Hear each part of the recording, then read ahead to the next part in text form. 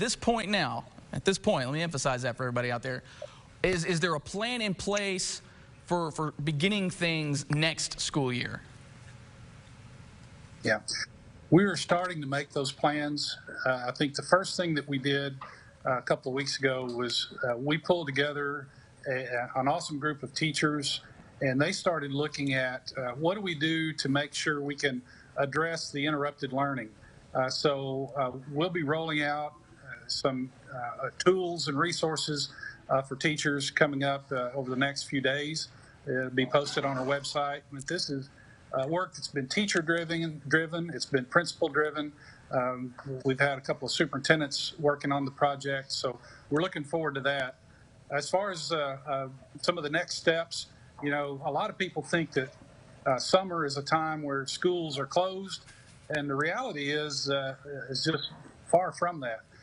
Schools are a place where activities go on during the summer.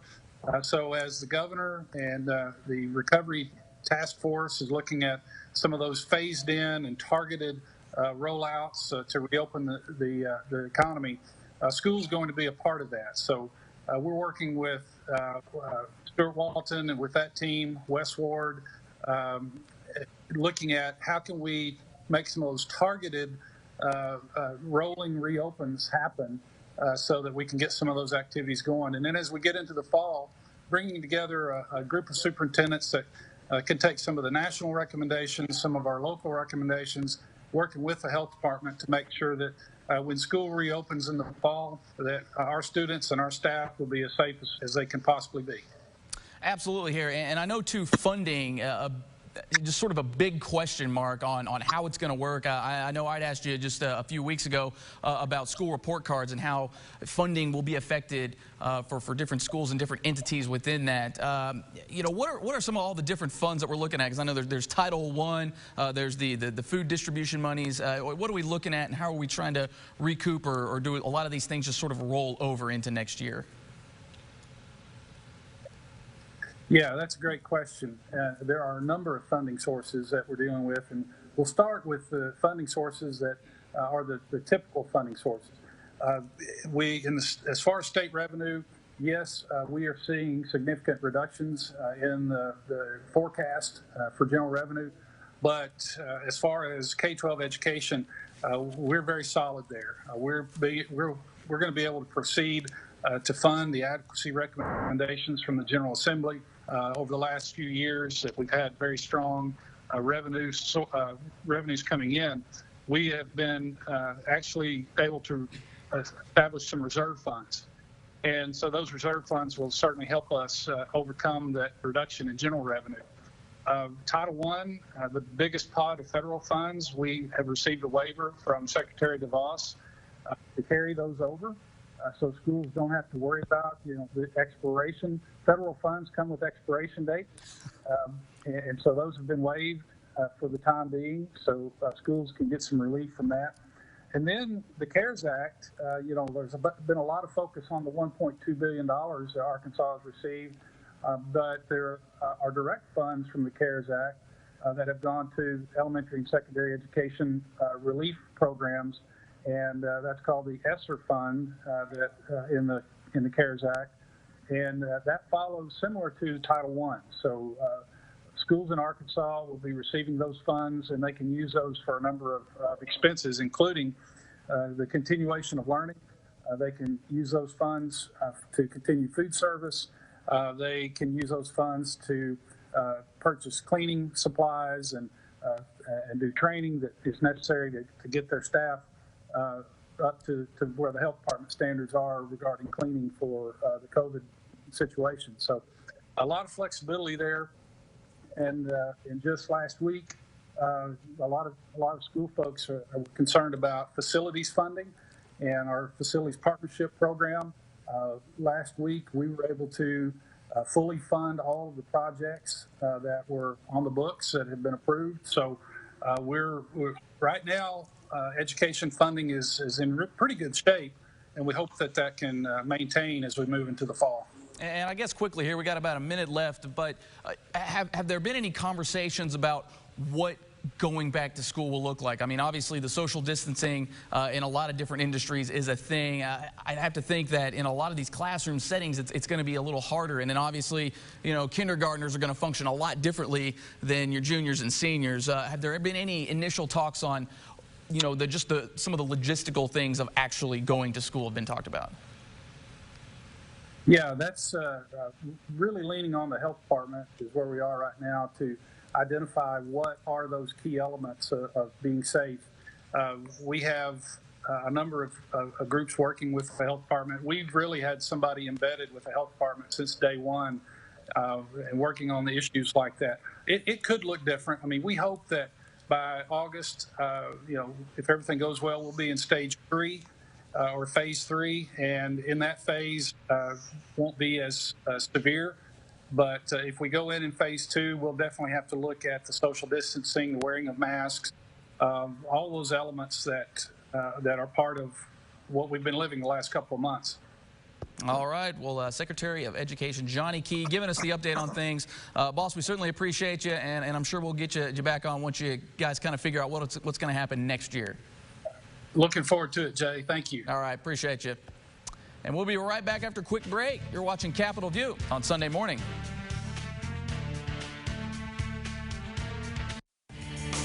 Hi, I'm Missy Gibson.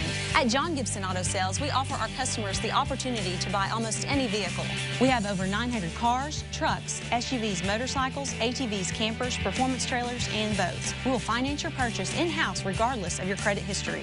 You can actually make your purchase from home or on the go. Simply go online to johngibsonautosales.com and take a virtual tour of our inventory.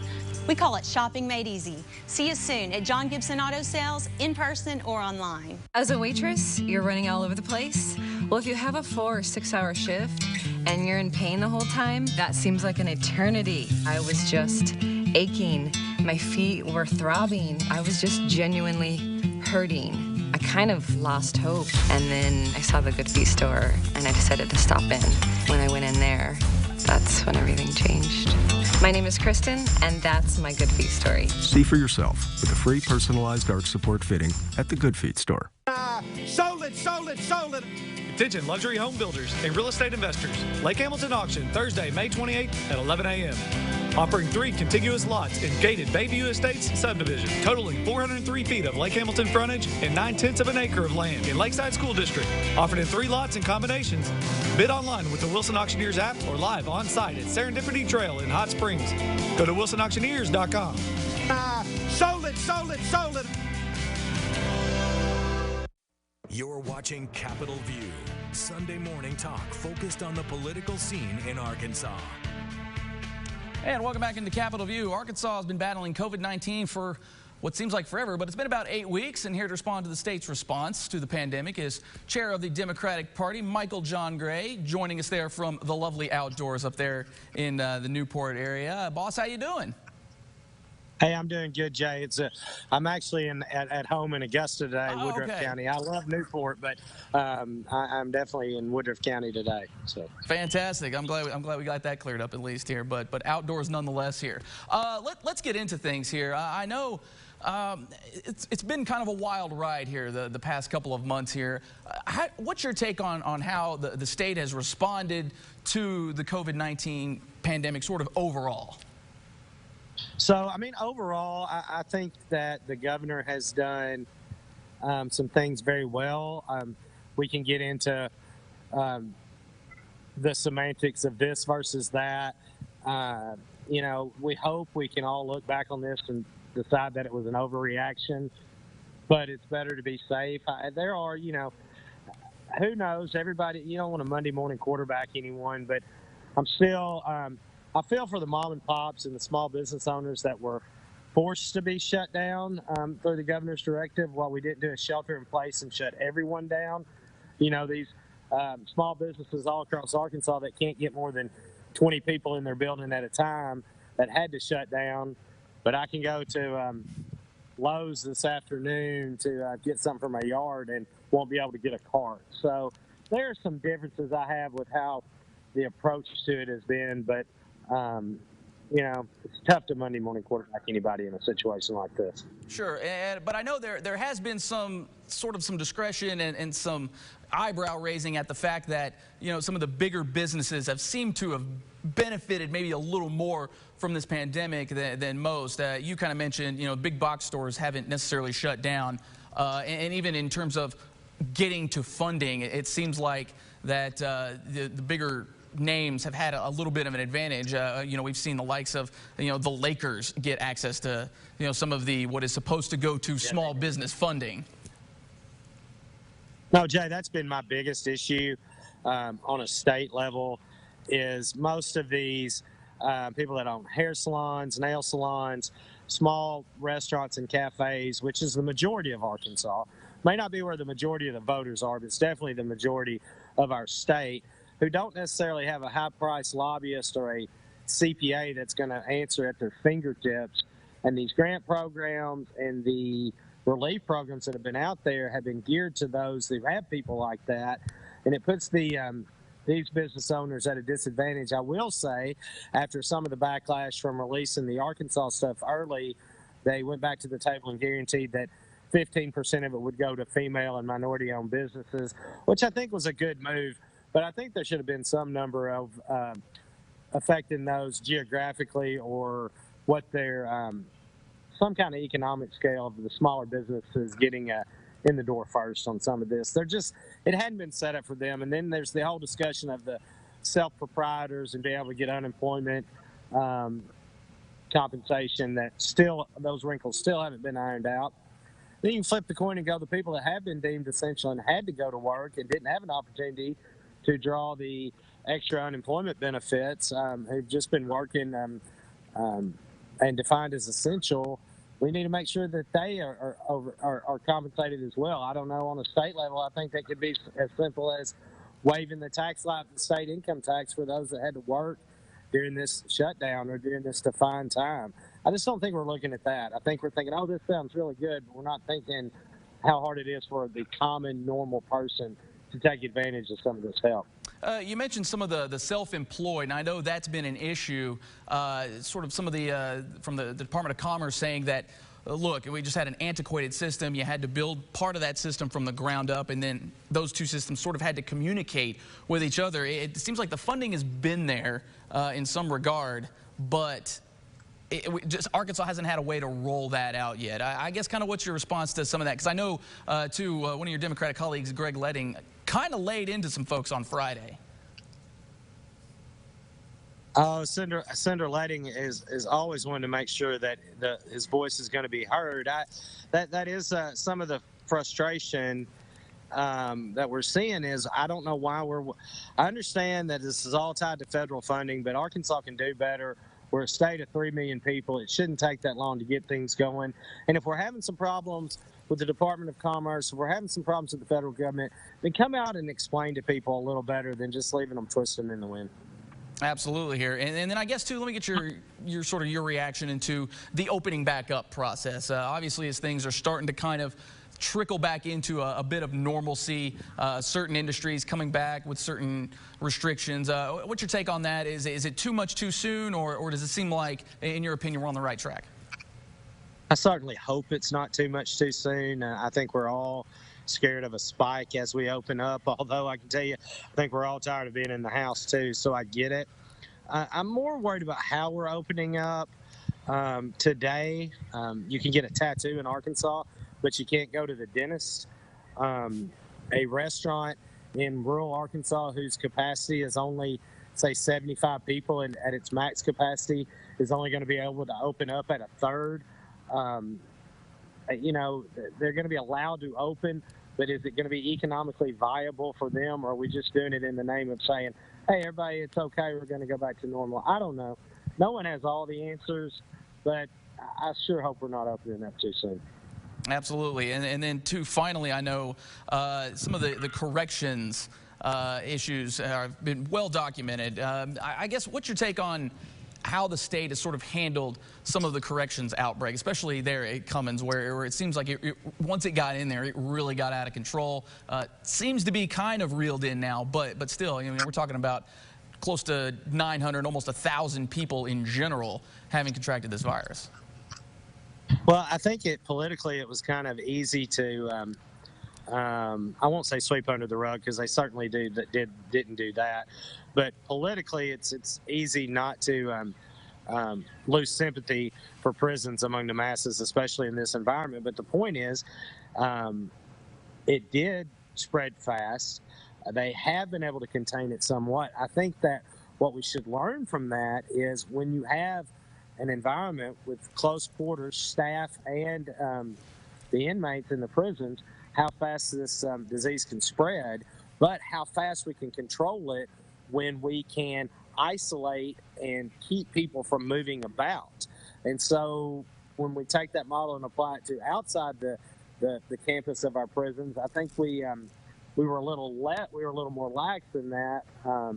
Maybe we should look to confine a little more and make sure we're through the worst of this. All right, some interesting perspective from the Democratic side of things. The chairman of the Democrat Party here in Arkansas, Michael John Gray. Boss, we certainly appreciate the time. We'll do it again soon. Hey, Jay, thank you very much. Look forward to us being able to do this in studio. Although I'd love to get you down here. It's a pretty nice spot. Hey, we'll set a date for that. We'll have to come on up there and visit you in Augusta at some point. Perfect. Thanks, Jay. Y'all stay well. You bet. Well, the state loosening up some restrictions put into place by the COVID-19 outbreak. A look at the changes and your top political headlines when we come back. This is Capitol View on Sunday morning.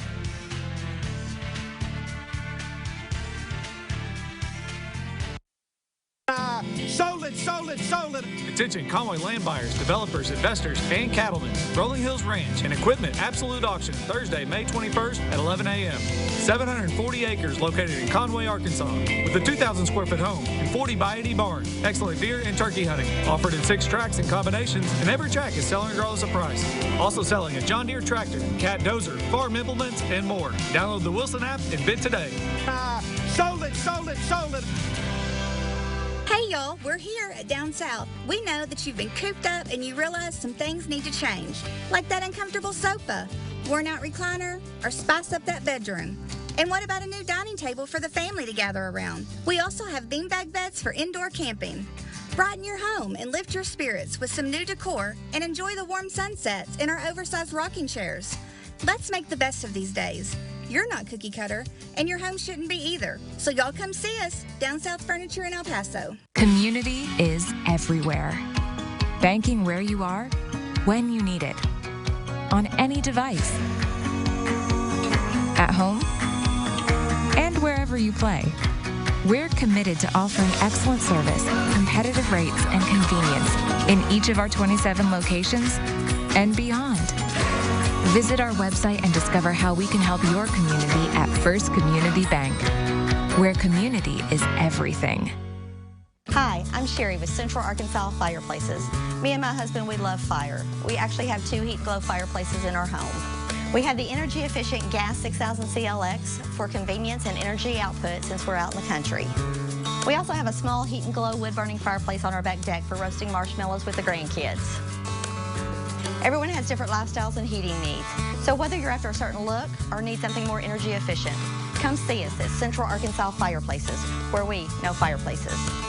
Hi folks, Bart Sherwood of Sherwood Tractor. At Sherwood Tractor, we offer the #1 selling farm tractors, mowers, and outdoor power equipment in the world, with a first-class parts and service department to back it up. We sell a full line of Mahindra rock saws, tractors, implements, and side-by-sides. Vermeer hay equipment, bad boy mowers, Cub Cadet outdoor power, and steel equipment. We have all the equipment to handle every need you may have around your home or on the farm. Come see us today at Sherwood Tractor and buy the best. We invite you to come and be a part of the Sherwood Tractor family. What's in your barn? You're watching Capitol View, Sunday morning talk focused on the political scene in Arkansas. And welcome back into Capitol View. Last week, more small steps taken in phase 1 of the COVID-19 recovery. On Monday, Governor Hutchinson announced lifting of restrictions on worship centers, indoor and outdoor facilities with certain guidelines. Worship centers are still being encouraged to provide online means of holding service, but they can have a physical service while utilizing the Department of Health's guidelines to keep people safe from the virus. Outdoor venues, including racetracks, fairgrounds, sports venues, amusement centers, and stadiums can reopen. But audiences should be 50 people or less, and every other row should be unoccupied. Hand sanitizing stations should be at all entrances and exits. Refreshments can be served, but no self-service of any kind. Pools, splash pads, and water parks can resume operation come May 22nd. Restrictions will lift on indoor venues on May 18th, and those include arenas, museums, lecture halls, movie theaters, bowling alleys, and auditoriums. Dr. Nate Smith with the Department of Health says it does include trampoline parks and arcades. Folks, don't kill me out here. But those facilities must be able to apply social distancing and sanitizing protocols in order to operate. Casinos will have to submit a detailed plan on how it will operate, and then that must be approved by the Department of Health. No plans have been submitted just yet, but expect to see cleaning protocols and spacing out of games. Dr. Nate Smith saying that these are a little different when it comes to other indoor venues. That's why they're going this route with casinos. The directive is fairly short and brief, and it's similar to what we have for our large indoor venues, but the meat of it is that they have to submit a more detailed plan that is specific to their facility. And so that's probably the most significant limitation in phase one, that we have that limited occupancy, the social distancing requirements. Those are some of the essence, as Dr. Smith said. It will have to be specific to each different casino and environment that they have. On Tuesday, the governor lifting more restrictions. This time it was the order of from who is coming here from out of state. They will now be allowed to visit the state once again unless they're from the hotspot zones. Now those are currently defined as New York, New Orleans, New Jersey, and Connecticut. But the governor has added that some places can be added, even taken off this hotspot list. This will also extend to state park overnight lodging as well, but those protocols are still Friday through Monday. Governor Hutchinson saying this is a major part of getting business back to normal in Arkansas. The objective that we're trying to accomplish is to allow our hotel and lodges to extend occupancy to those who may come to Arkansas from our neighboring states. And this makes it very clear in Arkansas is how much people appreciate our state parks and miss them when they're not available, and I know they're anxious to have access to them to the fullest extent. On Wednesday, salons, barbershops, tattoo parlors reopened under some restrictions. The governor also announced he wanted to complete 60,000 COVID-19 tests in the month of May.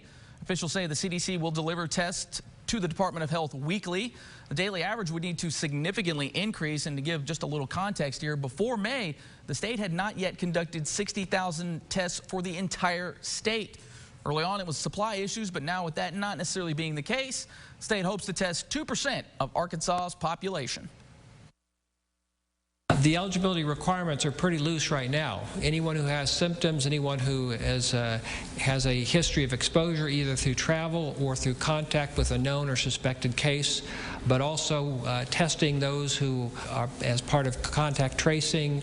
And then, of course, we've had our hospitals and surgical centers doing testing before elective surgical cases. This is a great boost for us to have that commitment for that supply chain, not just this month, but next month and on.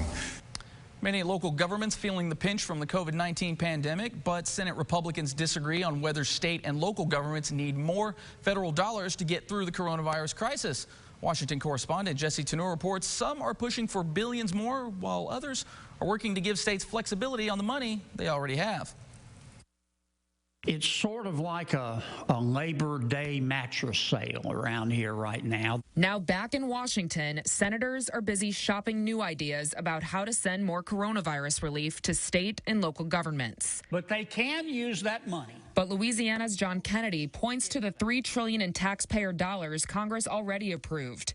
Each state has received at least $1 billion of that. We might have made one mistake, though. We conditioned the money. Kennedy's new legislation would give state and local governments more freedom in how they use those funds. They can't waste it. They can't spend it on things like bailing out mismanaged pension programs. Kennedy calls additional state funding for coronavirus relief premature, but Louisiana's senior senator, Bill Cassidy, is working on a lot more. If you don't have the police, the garbage, the fire to support your small business, the small business can't be open. Cassidy's legislation would give an additional $500 billion to state and local governments, but says it's not a blank check. You don't want to just give states money. You want to have some rationales why you would. Cassidy's plan would distribute the money over time, according to population, infection rate, and economic impact. States and cities have got to find the money by which they can keep essential services open. Currently, states must return any unused coronavirus relief funds by the end of the year.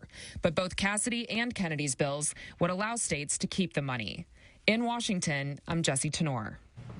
And we are back to wrap it up after this. You're watching Capitol View on Sunday morning.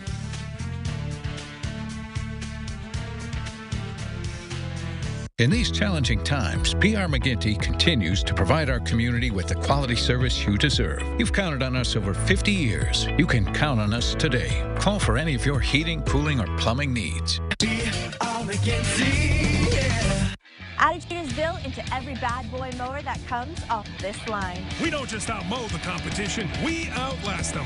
Bad boys are built heavier than they have to be to last a lifetime. Combine our revolutionary off-road 3-link suspension system, all-steel construction, and legendary bad boy power. And now 0% for 60 months? Are you kidding me? We never stop working to give you more innovation, more performance, more fun. Bad boy, mow with an attitude. Be debt-free. Dial *33. You know who to call. Honey Law Firm. Be debt-free. Dial *33. Watch Bob Clausen. Weeknights on KARK4 News. You're watching Capitol View. Sunday morning talk focused on the political scene in Arkansas. And that is it for today's show. We're back with an all-new Capitol View next week. Enjoy the rest of your weekend, and happy Mother's Day to all you moms out there, especially you, Rebecca Bird. Love you, Mom. See you guys next week.